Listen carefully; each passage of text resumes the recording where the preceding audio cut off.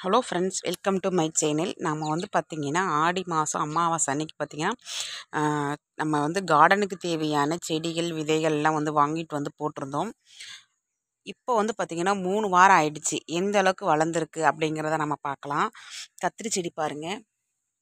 இந்த கத்திரி செடி வந்து நம்ம வாங்கிட்டு வந்து வச்ச கத்திரி செடி தான். சூப்பராக வந்திருக்கு பாருங்கள். தக்காளி செடி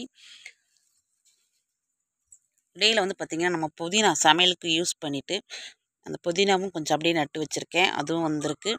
கொத்தவரங்காய் செடி பாருங்கள். கொத்தவரங்காய் செடி போட்டிருக்கோம். கத்திரி செடி இடையில் அப்படி ஒவ்வொன்றும் தக்காளி செடி வச்சுருந்தோம். தக்காளி செடியெலாம் பாருங்கள் எந்த அளவுக்கு வந்திருக்குன்னு. கொத்தவரங்காய் செடி நல்லாவே வந்திருக்கு. கொத்தவரையும் நல்லா வந்திருக்கு. கொத்தவரையில் இப்போவே வந்து பார்த்திங்கன்னா அஸ்வினி பூச்சி வைக்க ஆரம்பிச்சிருக்கு. நான் இப்போ தான் பார்க்குறேன். பாருங்கள் எவ்வளோ அழகாக செடிகள்லாம் சூப்பராக வந்துருச்சு.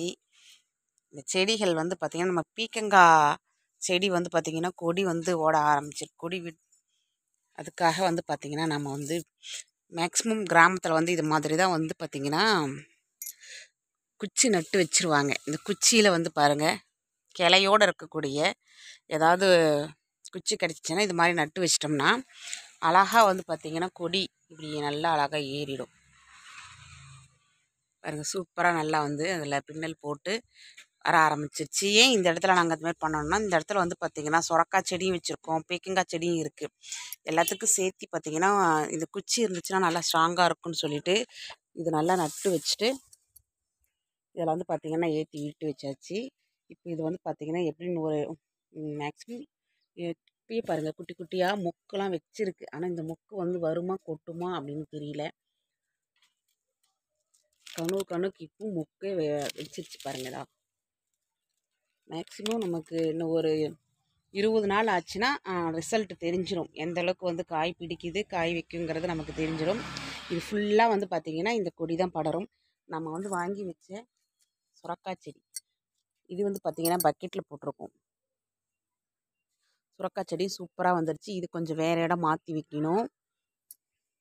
அதேமாரி நம்ம பக்கெட்டில் வச்ச செடி வந்து பாருங்கள், நம்ம வந்து கீழே வச்சுருக்கோம் இல்லையா, இந்த தக்காளி செடி எவ்வளோ ஹெல்த்தியாக வந்திருக்கு பாருங்கள். ஆனால் பக்கெட்டில் வச்சது இந்த மழைக்கு கொஞ்சம் அப்படியே டல்லாக இருக்குது பாருங்கள். கத்திரி செடி,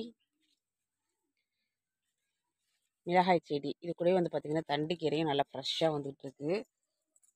இந்த பீக்கங்காய் செடியும் பாருங்கள். எங்கள் ஒரு பீக்கங்காய் செடி சூப்பராக இருக்குது.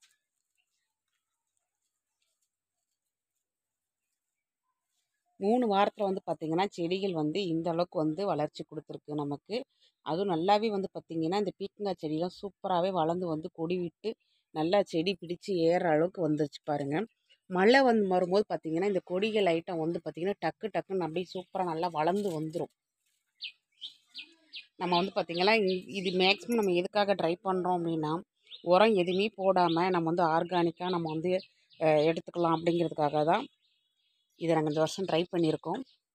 எப்போவுமே பார்த்திங்கன்னா நம்ம கத்திரிக்காய் செடி வெண்டங்காய் செடி இதுதான் அதிகமாக நான் வச்சு எடுத்திருப்பேன். இந்த டைம் வந்து ஃபஸ்ட் டைம் வந்து பார்த்திங்கன்னா பீக்கங்காய் செடி போட்டிருக்கோம், சுரக்காய் செடி போட்டிருக்கோம், பாகக்காயும் போட்டிருக்கோம். அது இப்போ தான் வந்து பார்த்திங்கன்னா ஒரு 2 இலை வச்சுக்கிட்டு இருக்குது. 3 வாரத்தில் நமக்கு இந்த அளவுக்கு செடிகள் வளர்ச்சி இருக்குங்க.